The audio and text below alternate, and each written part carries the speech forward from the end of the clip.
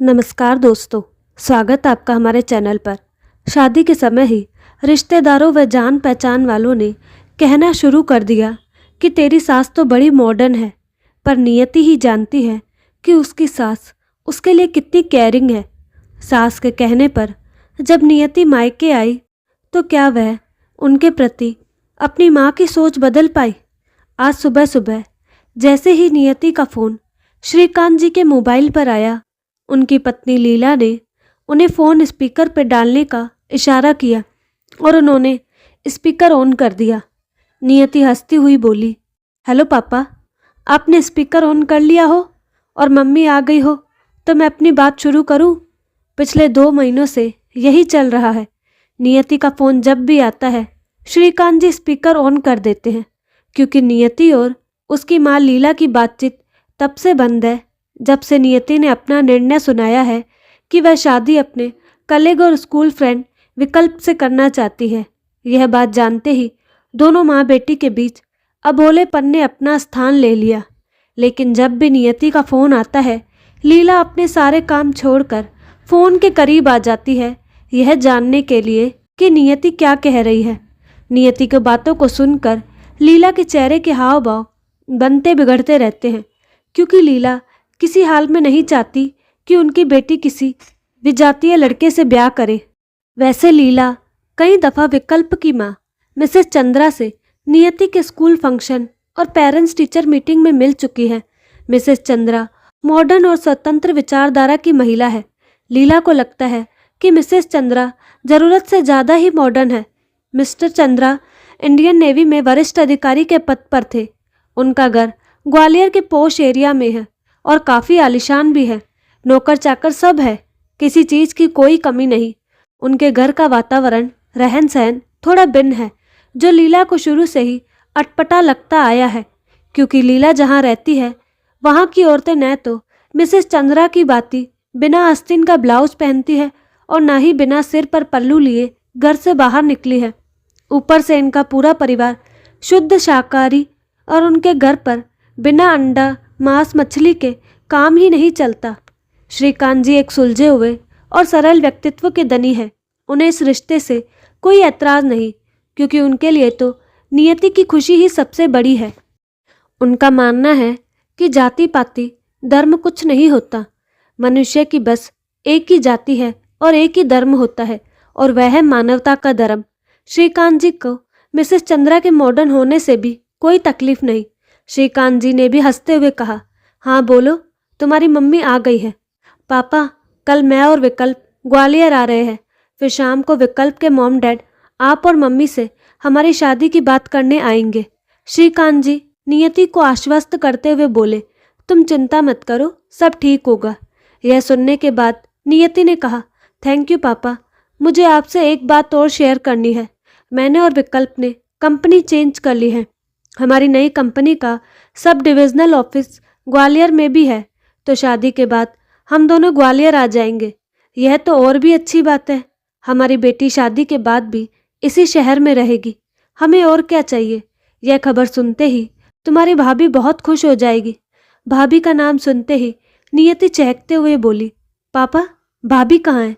बात तो कराइए। इस वक्त तो वह किचन में व्यस्त है।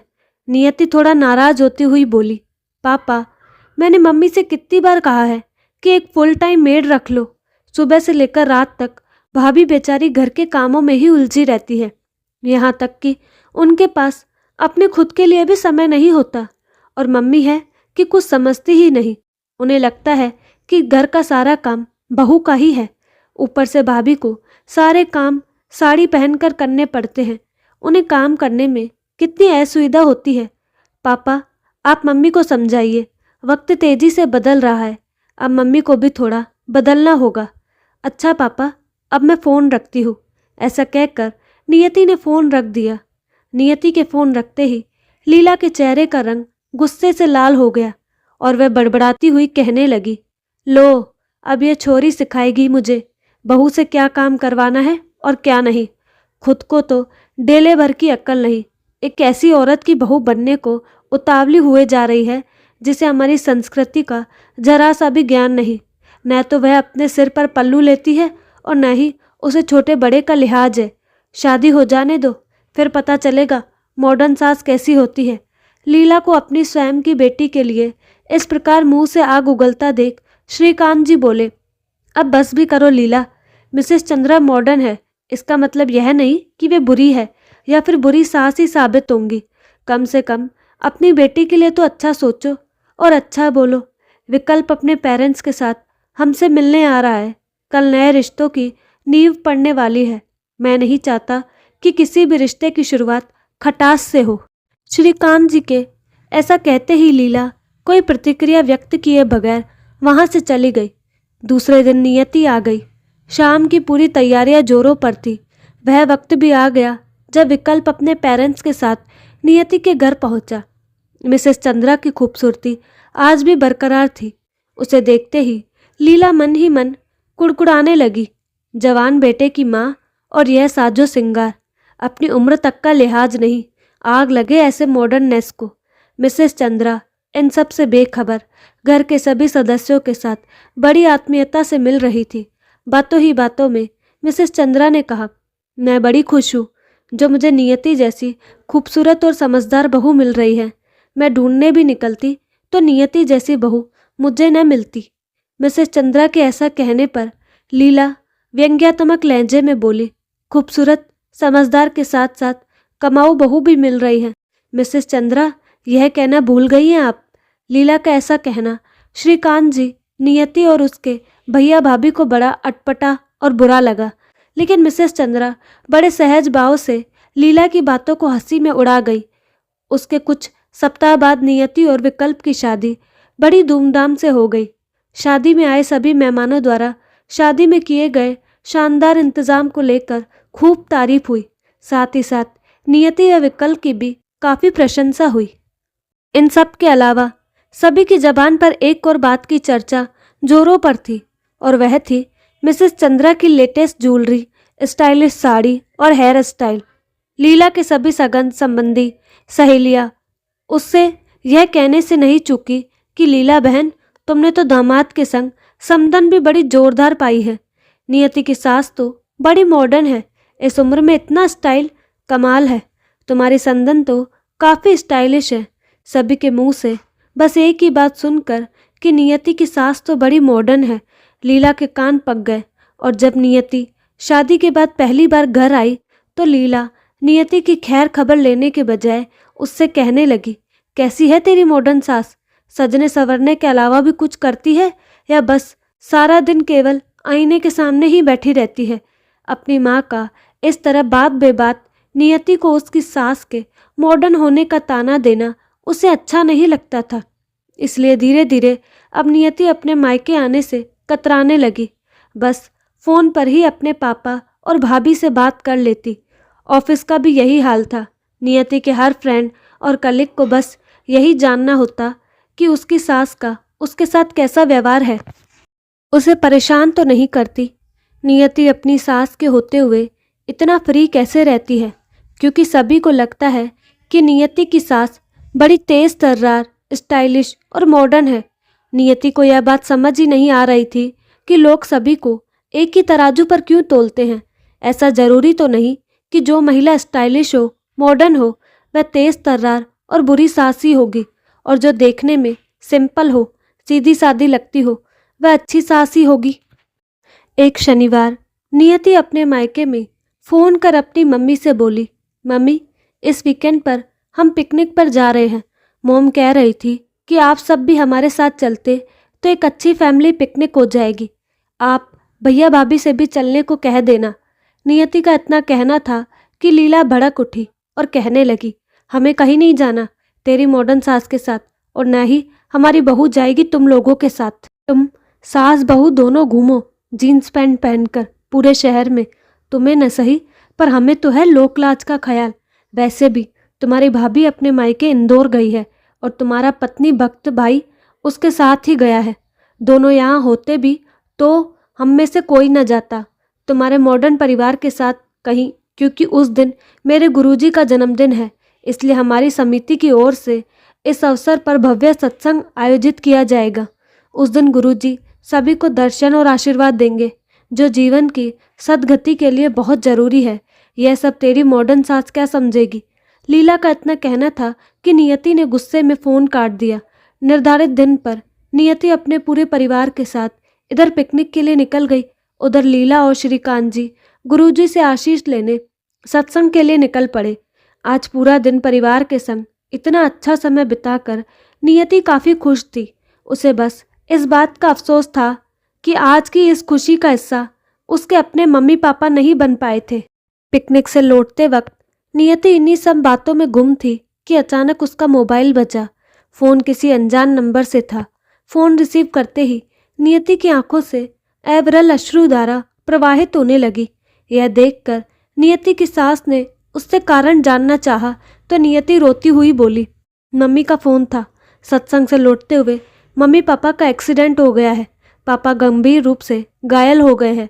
मम्मी को ज़्यादा चोटें नहीं आई, मोबाइल भी टूट गया है, इसलिए उन्होंने किसी दूसरे के मोबाइल से फ़ोन किया था।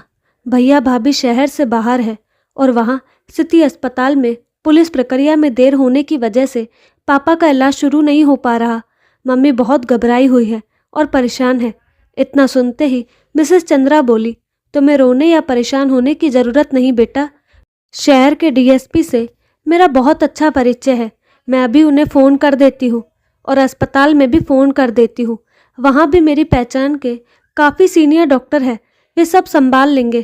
तुम्हें चिंता करने की ज़रूरत नहीं और कुछ घंटों में तो हम भी शहर पहुँच ही जाएंगे। ऐसा कहती हुई मिसेस चंद्रा ने अपने कई मित्रों और पहचान की नामी गिरामी हस्तियों को फ़ोन कर नियति के मम्मी पापा को हर संभव मदद करने को कह दिया। जब नियति अपने पूरे परिवार के साथ अस्पताल पहुंची तो उसके मम्मी पापा का इलाज शुरू हो गया था। पुलिस और अस्पताल के डॉक्टर व स्टाफ अपना पूरा सहयोग दे रहे थे। यह देख एक बार फिर नियति की आंखें नम हो गई और उसके चेहरे पर अपनी सास के प्रति आदर और कृतज्ञता के भाव उभर आए। नियति की मम्मी 3 दिनों तक अस्पताल में एडमिट रही और उसके पापा 15 दिनों तक।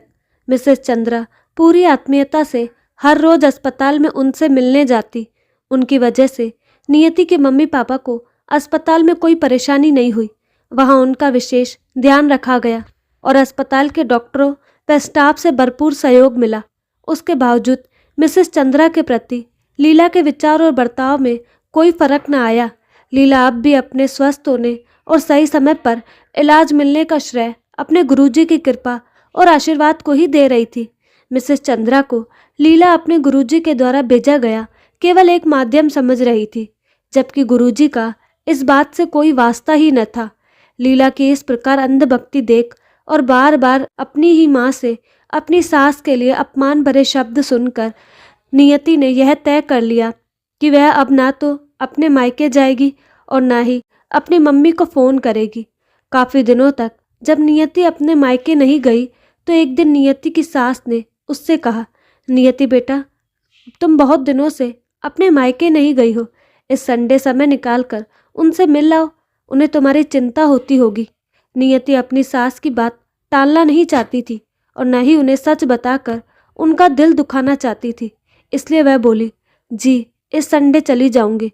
संडे को जब नियति अपने मायके पहुंची तो पापा उसे बरामदे में आराम कुर्सी पर बैठे किताब पढ़ते मिल गए। काफ़ी देर पापा के पास बैठने के बाद जब नियति अंदर गई तो उसने देखा कि उसकी मम्मी अपनी सहेलियों के साथ बैठी हंसी ठिठोली कर रही है और उसकी भाभी भाग भाग कर सबके लिए चाय नाश्ता और पानी की व्यवस्था कर रही है। यह देख नियति अपनी भाभी का हाथ बटाने किचन की ओर बढ़ी ही थी कि वहाँ बैठी उसकी मम्मी की सहेलियों में से एक ने कहा, अरे नियति, तुम कब आई? इधर आ, हमारे पास बैठ। मैंने तो सुना है कि तेरी सास बड़ी मॉडर्न है, तुम अपनी सास के साथ ससुराल में कैसे निभा रही हो? नियति चुप रही। फिर क्या था, एक के बाद एक सभी ने नियति का सास का मजाक उड़ाना शुरू कर दिया। कोई उनकी लिपस्टिक पर फिक्रे कसने लगा तो कोई हेयर स्टाइल पर। किसी को उनका इस उम्र में जीन्स पहनना गलत लग रहा था तो किसी को उनके लहराते हुए आंचल से आपत्ति थी। सभी की अनगढ़ बातें सुनकर नियति से रहा नहीं गया और वह सब पर बरस पड़ी। हाँ, मेरी सास बड़ी मॉडर्न है। वे केवल मॉडर्न ड्रेस ही नहीं पहनती, उनकी सोच भी मॉडर्न है। वे अपनी बहू को चार दीवारी में घूंघट के पीछे घुटन भरी जिंदगी नहीं, खुली हवा में आज़ादी की सांस लेने देती है। यहाँ आप में से कितनी सास अपनी बहू को उनकी मर्जी से जीने देती है, अपनी बहू का बेटी की तरह माँ बनकर ध्यान रखती है। लेकिन मेरी मॉडर्न सास मेरा ख्याल अपनी बेटी की तरह रखती है और मुझे उनके मॉडर्न होने पर गर्व है, क्योंकि वे मुझे केवल बेटी बुलाती ही नहीं, अपनी बेटी समझती भी है। और सबसे बड़ी बात यह है कि बुरे वक्त में साथ खड़ी रहती है, ऊपर वाले की इच्छा कहकर अपना पल्ला नहीं झाड़ लेती। नियति की बातें सुनकर सबकी आंखें शर्म से झुक गई और नियति के पापा बरामदे में बैठे मंद मंद मुस्कुरा रहे थे। तो दोस्तों, अगर नियति की जगह आप होते तो क्या अपनी सास का साइड लेते? अपनी राय कमेंट बॉक्स में ज़रूर बताओ और साथ ही हमारे चैनल को लाइक, शेयर और सब्सक्राइब करना ना भूलें। धन्यवाद।